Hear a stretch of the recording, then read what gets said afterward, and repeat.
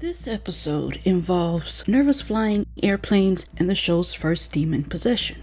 The man is in a restroom when black smoke from the vent goes into his body and his eyes turn black, which indicates demonic possession. There was a recent incident that involved a demon possession that led to multiple plane crashes. So a man with a fear of flying was possessed by a demon, and this caused him to open an emergency door in flight, and this resulted in a crash with 7 survivors. The demon later possessed the pilot of another plane, which led to another crash. Both of the crash sites had traces of sulfur, suggesting that the demonic presence was targeting survivors from the first crash. Now, one of John's friends works for the airline, and this is how they learn about the crash. The pilot was deeply affected by the crash, and he was struggling to go back to work until he too became possessed. His friend was trying to help him ease back into work by having him fly a small twin-engine plane, but it crashed in Nazareth, and the wreckage also contained sulfur. Now, Sam and Dean fly with the flight attendant from the original crash, and Dean has a fear of flying. It's not his typical hunt. The flight attendant mentioned the man's eyes. She didn't say that they were black, she just mentioned there was something about his eyes, but they knew what she meant. Their co-pilot is possessed, so the flight attendant has to get the co-pilot to Sam and Dean in order to perform an exorcism. Black smoke leaves the pilot, but it just goes through a vent and back into the plane. The plane is then pointed towards the ground until the demon is exorcised, which is represented by lightning, and then it stabilizes and lands safely. One real-life example that's mentioned is Eastern Airlines Flight 401, and it's where, after a tragic crash, crew members and passengers on subsequent flights reported seeing the ghosts of the deceased captain and the flight engineer. They said that they were trying to warn them about potential dangers or offer some type of guidance. In some cases, ghostly sightings have been reported on planes where salvaged parts from a crashed aircraft were used. For example, in aircraft that used parts from Flight 401, some crew members claimed to have seen or felt the presence of the deceased crew members. These stories speculated that parts of the crashed aircraft were salvaged after the investigation and refitted to other planes. Gossip regarding the sightings spread throughout the airline to the extent that the airline's management warned their employees that they would be fired if they were caught spreading ghost stories. The Eastern CEO dismissed the ghost stories as garbage. While they did publicly deny that their planes were haunted, they reportedly removed all of the salvaged parts from their other L-1011 fleet.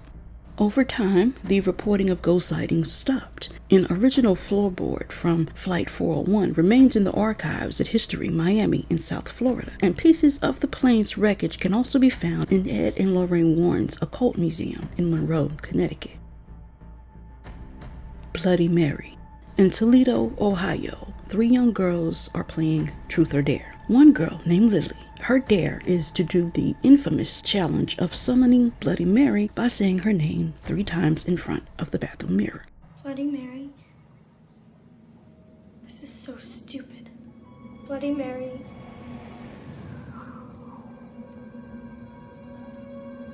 Bloody Mary. The other girls are messing around with her, so they start banging on the door trying to freak her out. So this bothers her father, so I don't know if he was asleep or what, but he comes and he tells the girls to be quiet. Lily, you mind keeping it down? As he returns to his bedroom, you see a ghostly figure of a girl in every mirror that he passes, but he doesn't see her. When he looks in the bathroom mirror, his eye starts to bleed, and his daughter, Donna, finds him dead on the floor in a pool of blood. She said his eyes were bleeding. More than that, they practically liquefy. A stroke, maybe an aneurysm. This guy had more blood in his skull than anyone I've ever seen. Dean begins researching deaths of women named Mary who died in front of a mirror, and he finds the case of Mary Worthington in Indiana. So they travel to Indiana and speak with the detective who worked on her case. Mary was 19 when someone broke into her apartment, killed her, and cut out her eyes with a knife. Before dying in front of a large mirror, she attempted to spell out her killer's name, but she was only able to spell out 3 letters, T-R-E, and her murder was never solved. She was a vengeful spirit. Even though she was cremated, Sam and Dean believed that Mary's spirit may have been trapped in the mirror, which had recently been sold to a shop in Toledo. Meanwhile, you have Donna, one of Donna's friends, and they're in the school bathroom. Donna says Bloody Mary 3 times, even though Charlie begs her not to do it. Charlie starts to see the ghostly figure in any reflective surface that she passes. She freaks out in class, so she calls Sam and Dean to see if they can help her. She had a boyfriend who once threatened to end his life if she left him. When she left him, he took his life. Now, Sam and Dean remove or cover all of the reflective surfaces in their motel room so that Charlie can stay there and be safe. They decided that in order to destroy Bloody Mary, they had to summon her. So Sam offers to do it because Mary is targeting people. Something about their death was kept a secret. So Dean argues that his guilt over Jessica's death is misplaced and he's not keeping any secrets. But Sam says that Dean doesn't actually know everything. So he still has a secret about her death that Dean doesn't know about. And Mary can use that against him. Now, after summoning Mary, she appears and Sam's eyes start to bleed. His reflection accuses him of being responsible for Jessica's death and reveals that he had nightmares about how she would die even days before it actually happened. But he didn't warn her because he didn't believe anything was going to actually happen. Most of our nightmares don't come true. So Dean smashes the mirror and Mary, she comes out of the frame and advances on Dean and Sam. Now finally, Dean shows Mary her own reflection who accuses her of killing people, and this causes her to self-destroy. Mary killed those with a dark secret by gouging out their eyes when someone said Bloody Mary 3 times in front of any mirror. As the brothers leave the town, Sam sees Jessica standing on a street corner in a long white nightgown before she disappears. The name Bloody Mary comes from Queen Mary Tudor from England, who was infamous for her prosecution of Protestant dissenters, and she burned hundreds of them at the stake. The name, however, has applied to several women since then, including Mary Worth, who was convicted of killing her 5 children. There was a paranormal investigator named Bob Jensen of Lake County's Ghostland Society, and he said that Dilly's Road used to be called Old Wagon Road. Just north of St. Patrick's Cemetery lived a woman there named Mary Worth in the 1860s. He said back then many homes were part of the Underground Railroad. So Mary was part of the reverse Underground Railroad. She would bring in slaves under false pretenses to send them back down south and to make some money. So there were rumors among the townspeople that Mary also practiced the dark arts, torturing and killing slaves for her ritual. But there came a time when they were fed up.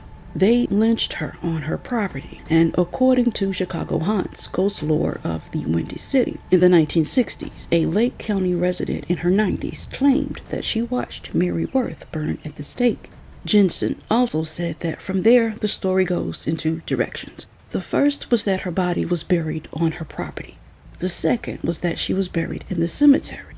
It was improper to bury a witch back in the 1800s on sacred ground, so it's more likely that she was buried on her property. 100 years later, a subdivision was built nearby, and he said that at the site of one house, construction workers found a stone and they removed it. But legend says that the stone may have been Worth's grave marker, and it was placed in the path of the house, and then creepy things started to happen. For example, he said dishes would fly off the shelves of the house. Then the house there burned down 2 different times. From the supernatural guide of monsters, demon, and ghouls, divination by mirror has been practiced in almost all cultures since humans existed. Queen Elizabeth, the first court's magician, his name was John D.E.E., and he prophesied with mirrors. Folklore suggests that performing a certain ritual as you were looking in a mirror, eating an apple, brushing your hair, or doing any type of thing that a woman would do in front of a mirror, it could reveal your future husband. Also, seeing the Grim Reaper foretold death before marriage. Tradition says that covering all mirrors in a house at the moment of death prevents the person's spirit from being trapped. Breaking mirrors is considered unlucky because their reflections mirror the soul and it holds the future, which leads to 7 years of bad luck. You've broken your future. Sam receives an email from Becky, a friend from Stanford whose brother Zach was arrested for murdering his girlfriend. Sam knows that that's not something that his friend Zach would do, so he wants to help, so he convinces Dean to drive them to St. Louis.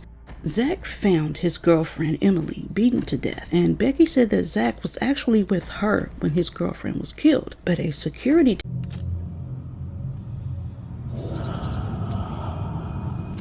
Maybe it's just a camera flare. That's not like any camera flare I've ever seen. He was in 2 places at once, which isn't possible, and Zach's eyes flare when he looks at the camera. This is a clue. In another scene, quote-unquote, Zach watches a man leave his apartment and he kisses his wife goodbye. The husband returns after a little while. He ties his wife up and he tortures her. He tells police that he was actually driving home at the time. He was also 2 places at once. I just talked to the patrolman who was first on the scene. He heard this guy Alex's story. Apparently the dude was driving home from a business trip when his wife was attacked. So he was 2 places at once. Exactly. The shapeshifter has to shed its skin before it can assume another identity. So the shapeshifter finds them down there and it attacks them, which causes Sam and Dean to separate. So once they get back together, Sam believes that the Dean that is in front of him is the actual shapeshifter and it's not his brother at all. So as Sam confronts it, it knocks him out and then it takes him back to its lair in the sewer. The creature then leaves his lair because he's planning to attack Becky because she's now all alone. At her house, quote-unquote, Dean comes by to talk and have a beer. They talk, but after a short conversation, he starts to get weird and he attacks her. So a little later, a SWAT unit arrived and the shapeshifter runs away. But once Sam and Dean are able to escape, they see a police sketch of Dean on television, who is now wanted for the attack on Becky. Dean then returns to the sewer and that's where he finds Becky. The shifter is now wearing Becky's skin. So back at Becky's house, the shapeshifter tricks Sam and it ties him up. But when Dean arrives, he shoots the shapeshifter, and then the police let Zach go because they believe Dean was actually the one that was behind Emily's murder. Also, from the supernatural god of monsters, the skinwalker is the type that we are most familiar with. It doesn't change into a wolf or a monster or anything else that isn't human. What it does is kill people and assume their shapes. Skinwalkers die just like people, but the problem is you never know for sure if you're capping off the right person. That kind of uncertainty wears on you after a while. The one way that we know to recognize them is that their eyes give off a luminescence when they're viewed on security cameras or any other video devices. We don't think they know this, but you can never be too careful. Some other examples of shapeshifters are the human wolves from Navajo culture. There's the bear walker in Michigan from Chippewa folklore, the Leshy of Slavic folklore, Selkies of Norse and Celtic cultures, and werewolves from European folklore.